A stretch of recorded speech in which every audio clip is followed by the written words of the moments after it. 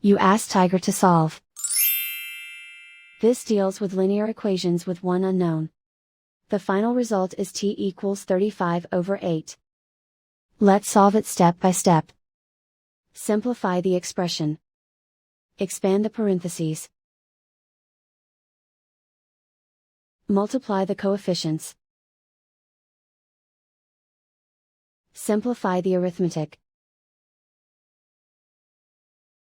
Swap sides.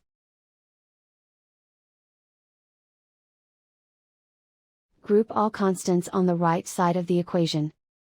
Add 40 to both sides.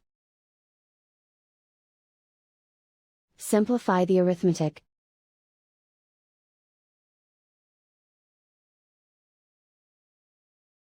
Isolate the t.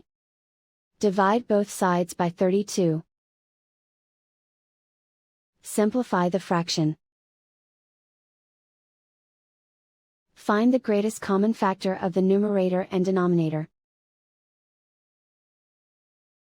Factor out and cancel the greatest common factor. And so the final result is t equals 35/8.